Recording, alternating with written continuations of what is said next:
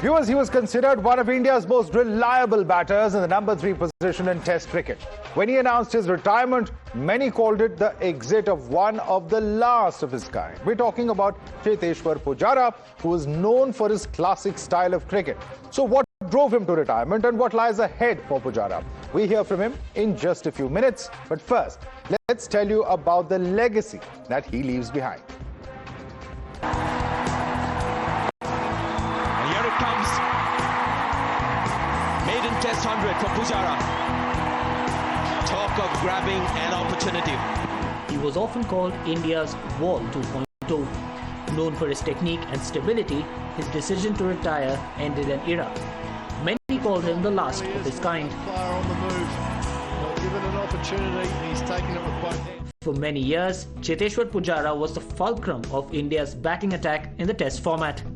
With 7,195 runs in 103 tests, Cheteshwar Pujara sits 8th on India's all-time Test run scorers list. His 6,529 runs at number 3 stand only second to Rahul Dravid, reflecting on how he was vital in a position earmarked for India's most technically proficient batters. His most prolific innings came at Gabba, where his 56 from 211 balls in Brisbane tired Australia's famed attack in good bowling conditions, helping the momentum shift in favour of the tourists. India won the test by 3 wickets and secured their second successive series win in Australia at Gabba. In the age of aggression and quick scoring, Cheteshwar Pujara was an old-school test match batter who's a rare breed who refused to believe in anything but attrition, discipline and technique. His test average might have dipped, but his influence went much beyond statistics. From marathon innings to epic partnerships, the statistics of Cheteshwar Pujara tell the story of a career that was constructed not on runs, but on resilience, reliability and great concentration. Bureau Report, Times Now. You're watching the News Hour at 10, debate number 2 on Times Now, Super Prime Time. Joining us now is a very special guest. Joining us is former Indian cricketer Cheteshwar Pujara. Cheteshwar, first of all, many thanks for speaking to Times Now and many congratulations on what has been a fantastic career. The inevitable question that I must ask you at the outset, when did you make up your mind that it was time to hang up your boots? Thank you very much. Firstly, it's been an honor to have represented the Indian team for such a long time. Talking about the retirement bit, I started thinking about this before a week's time. I was having a chat with my family, with some of the friends. I also consulted some of my teammates and also spoke to some of the senior members whom I keep seeking guidance. So at the end of the chat, I thought that this was the right time for me to move on because I've been playing cricket for quite some time, but this was the time to allow the younger players to come into the Saurashtra team and then give them the opportunity to be part of the playing 11 and then they can take the team forward. Also, I haven't been part of the Indian team since the last couple of years, but I've been playing domestic cricket for Saurashtra and I've been playing county cricket as well, which I've enjoyed a lot in the last couple of years. But I thought this is the right time for me to move on from the game. I've already started doing broadcasting. I'm into broadcasting work, media work. So I've enjoyed that as well. So I thought that to strike the right balance, this is the perfect time for me to move on from the game and look at the next chapter in the life.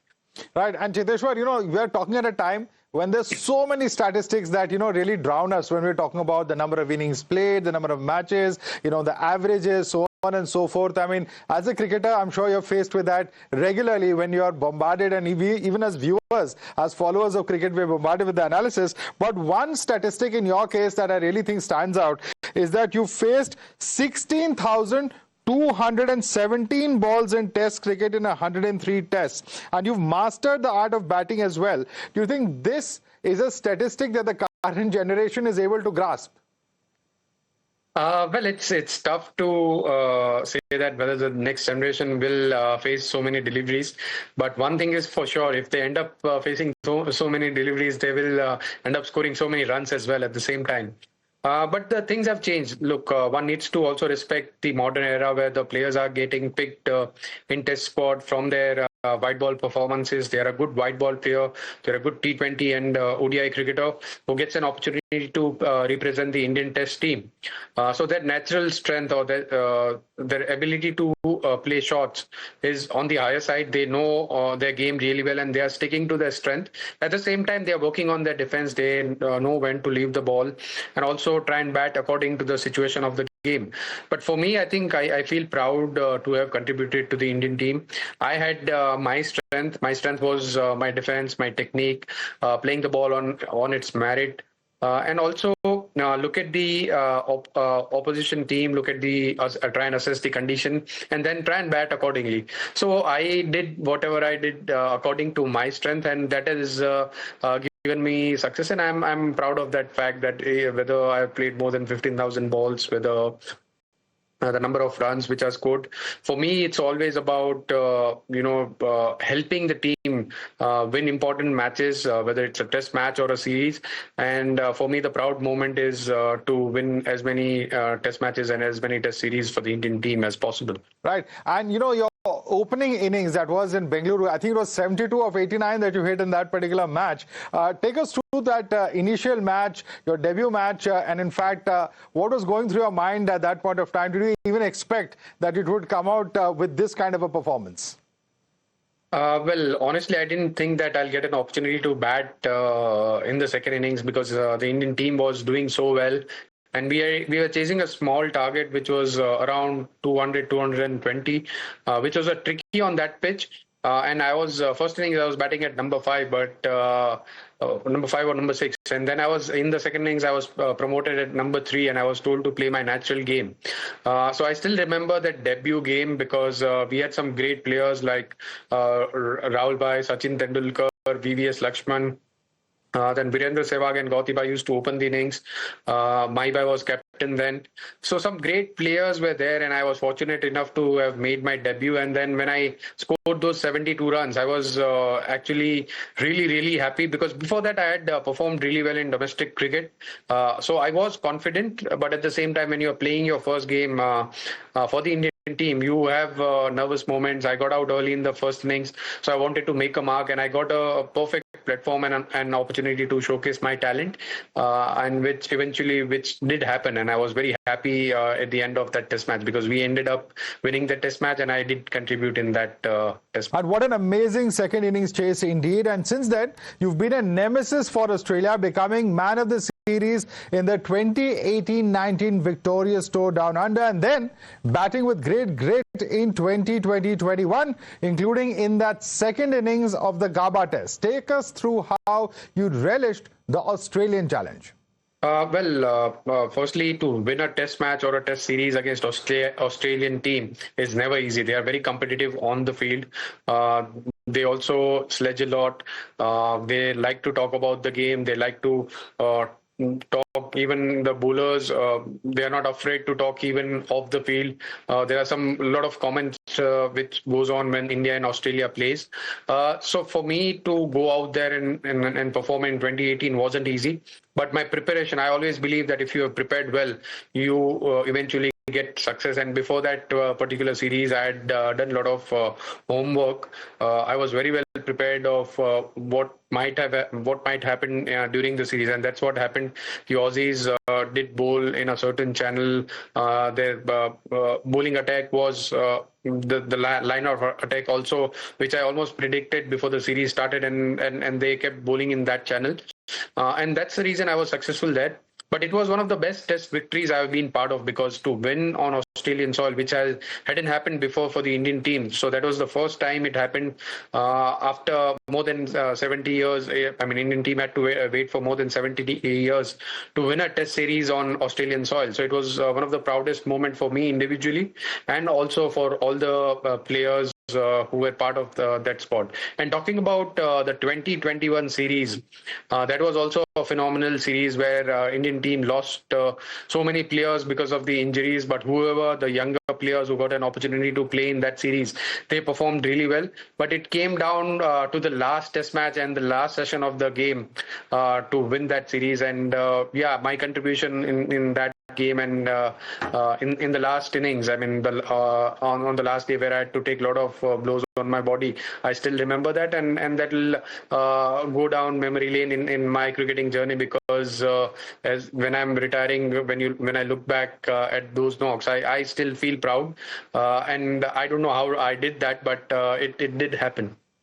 No, absolutely amazing. And in fact, there's a similar beautiful clip that you must have also seen. It's gone viral on social media, and it's with Nasir Hussain on the commentary during a test match that you played in England. And your eyes are constantly fixated on the ball. Not only have you played it, your eyes continue to remain fixated as the ball passes on from fielder to fielder and back in the bowler's hand. And then you're ready to face it again. Now, many see this as concentration at its best. How did you sort of train yourself to be able to do this? Well, start of the innings as a batter, you always want your best concentration, and to do that, to achieve that, I used to follow this technique of wherever the ball was passed on, I used to follow the ball so that my eyes are wide open, my brain is switched on to focus on the ball. Some of the players used to play a few balls before they walk into bat, but if I'm batting at number 3, yes, you do get a little bit of time, but you don't have a lot of time to prepare before you walk into bat. So this technique helped me a lot. I used to follow the ball till the ball used to reach the bowler. So once you follow that ball, I only did that in first 20 minutes to half an hour's time. Just to get acclimatized to, one is the light, and also to gain that maximum concentration. So that has helped me immensely. Yes, it did become very viral that I was watching the ball till the ball was passed to the bowler. But you can't do it for a longer period of time, because that was only done for first 20 minutes to half an hour period. And then, I always used to get my peak concentration when I did that. Right. And I'm coming back again to the performance in Australia in 2020, 2021. There were half centuries in both innings in Sydney, followed by 56 in the second innings in Brisbane, where you batted with Shubman Gill and then Rishabh Pant. We won that match, but you also took several blows that you mentioned at that point of time. And, even that ball that you mentioned that struck you in the gloves, you were writhing in pain. Can you take us through what really that means? Because as somebody who scored hundreds, double hundreds, how do you rate that innings? And, you said that you didn't realize at that point of time, but what was going on through your mind as you were struck repeatedly? Well, firstly, it was a tough pitch. It was a good pitch, but there was one end where there were a lot of cracks, and from that crack, the ball was it wasn't bouncing properly. It had a weird bounce. So sometimes you didn't know where when the ball used to hit the crack. Most of the times it used to take off and hit the batter's glove or a bat. So if you try and get on top of that ball, you will get out. You will be caught at short leg gully or gully. My strategy was very simple, to keep my hands low. And I knew that if I can take those deliveries onto my body, then I won't get out. I'll survive that particular spell. And that's what happened. I survived that spell. But what also happened was I ended up facing too many deliveries from that end, because Shubman was at the non-striker's end. I was trying to rotate the strike, but I couldn't rotate the strike. So I ended up facing a lot of deliveries from one end. And from that end, balls, many deliveries hit my body. It was, I wouldn't say it was easy, but first couple of blows were not that painful, because you are, as a cricketer, when you're playing at the highest level, you are bound to get hit on the body, and you are okay with that. But once it happened repeatedly, once I was getting hit on the same spot again and again, then it was really painful. And the most painful blow was when I got hit on my finger, which was already having a hairline fracture. I got hit on that finger, and then I was in terrible pain, which I couldn't bear, and then the game had to stop for a bit. But ultimately, I think after overcoming all those challenges, I thought that the team played really well, because it's not just about what I did, but the other players. Shubman batted well, Rishabh batted well. Whoever got an opportunity, Washi, Shardul, they also made contributions in the first innings. Siraj bowled really well. So it was a series where each and every player did contribute to the team's victory. But that was one of the most memorable series I've been part of. Right. Also, I wanted to ask you a question about the future of Test cricket itself. Do you believe that it is safe? Because this is a format that you clearly have mastered, have played an impressive role in, and some of the matches that we've played in recent past have been absolutely brilliant. But there is a concern that only India, Australia and England might end up cornering a large chunk of the test matches. And I'm asking you this because there's no other best of 5 or best of 4 series even involving the other teams. What's your view on this? Well, as of now, I feel that Test cricket is definitely safe. There is a future for Test cricket. Yes, white ball format will become popular eventually. Most of the countries will end up playing more white ball cricket, but at the same time, Test cricket will survive. You rightly mentioned that there are big countries who are playing test format, but at the same time, the smaller teams who used to be really good in the past, they need to step up. They need to get better at test ball and test match cricket. And I'm sure they will eventually find a way. But when you travel overseas or when you see big teams competing against each other in test format, we have seen the classic example recently where India-England played in England, the kind of series we saw, which was phenomenal, because both the teams played really good cricket, and eventually the series was drawn. But both the teams had to work really hard to perform and achieve that feat.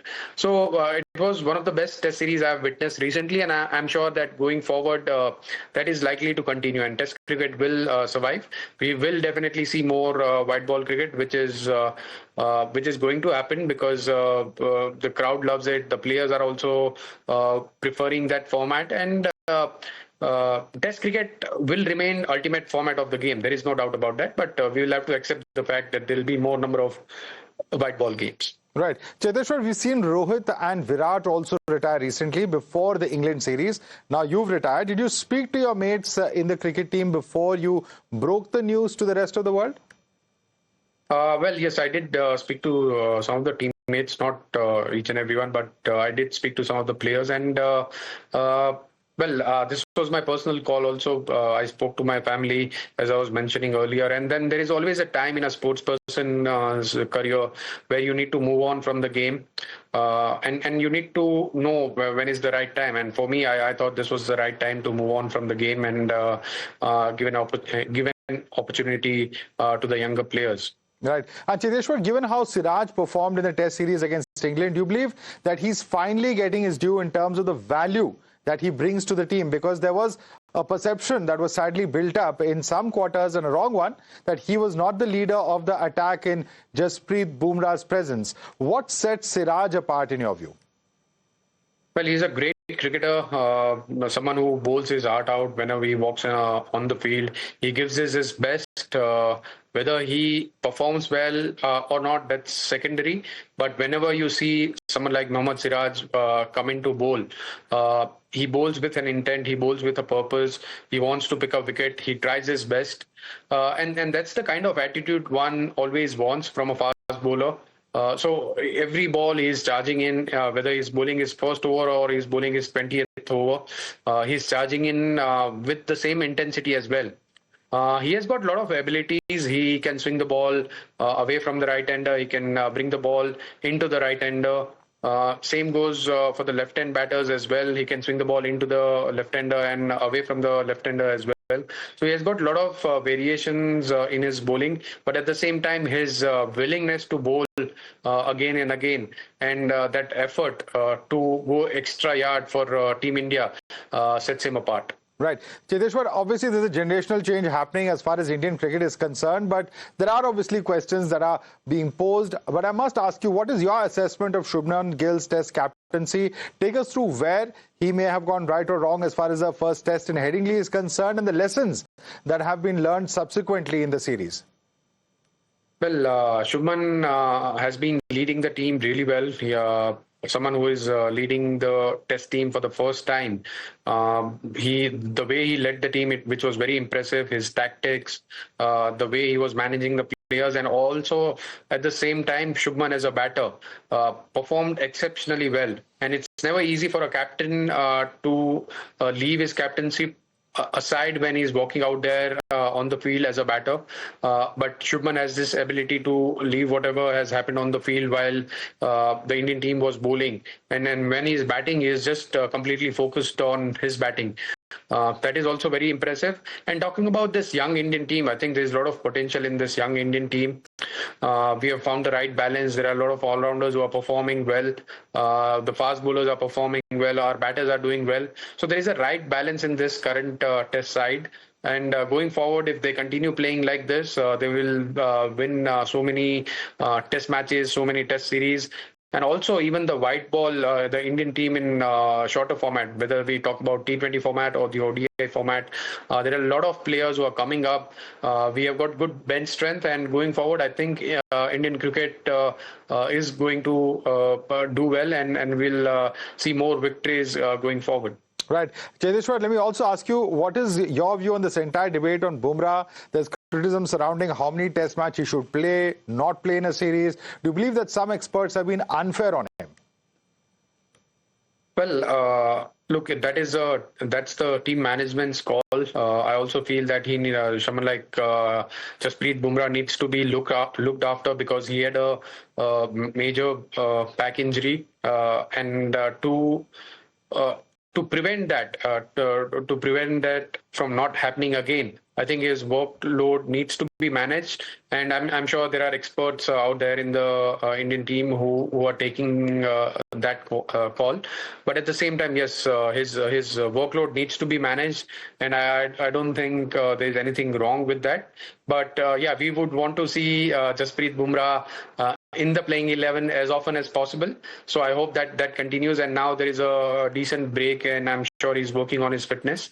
But yes, his workload needs to be managed. Right. And also, I must ask you, Cheteshwar, one of the issues surrounding cricket that's much debated, much talked about, is about whether India should be playing Pakistan in the Asia Cup. What is your view on this? Well, I would like to stay away from it at this stage. I've just retired, and I don't want to get into any of those things. I just want to spend time with the family and focus on that. That is BCCI and government's decision, and we should respect that. Okay, but before I let you go, Cheteshwar, I want you to answer some rapid fire questions. Immediate answers, please, to these questions that I'm putting out to you. Your favorite captain over the years? Well, I can't pick one, because I've played under Mahibai, I've played with Virat, I've played with Ajinkya and Rohit both when they were leading the team. So I've enjoyed all their company. Favorite coach? There have been many, but if I have to name a few, I would go with, when I made my debut, Gary Kirsten was India team's coach. I worked with Anil Bhai. I enjoyed his coaching as well. And over the years, there have been many coaches who has been part of the Indian team. Also, I've played a lot of county cricket. So I've worked with multiple coaches, and I would like to thank them all at this stage. But I'm hoping you're going to pick one answer now from the questions I'm going to ask you. What's your favorite batting location? I'll go with one is Rajkot, which is my hometown, and I also want to mention Chinnaswamy Stadium because I've made my debut there. Right. Your favorite batting partner? I can't pick one. As a cricketer, as a batsman, you can't pick one partner. Okay. There have been many partners, but I've enjoyed my batting with Viru Paji, because whenever he was at the non-strikers end, whenever he was at the strikers end, it made my life easier. Right. And who's the teammate you bonded with most over the years? All of them. I mean, you're asking me questions where you're putting me in a spot, because when you are playing a team sport, you get along with everyone, and you make a lot of friends in the team. So I can't pick one player. Okay, let me ask you the question the other way around. Who's the toughest bowler that you faced? Yeah. Toughest bowlers, I'll just name a few. Dale Steyn and Moni Morkel when they were at their peak in South Africa. Then Jimmy Anderson in English conditions and Pat Cummins in Australia. Right. Your favorite memory from the Australian tours? There have been many, but to win a test series in 2018 for the first time on the Australian soil has been my favorite one. Okay. And one cricketer that you will call during midnight for advice? Well, it's a tough one because, again, you seek guidance of so many people, so many coaches, so many mentors who are there, whom you have spoken to. And midnight is not the right time to consult the guidance. All right, Cheteshwar Pujara, ever the sport. Thank you so much for taking those questions, although you did answer them very diplomatically, but I completely understand. Thank you so much. What a stellar innings, and wish you all the best in your career and ventures ahead. Thank you so much, Cheteshwar. Thank you. Thanks a lot. Cheers.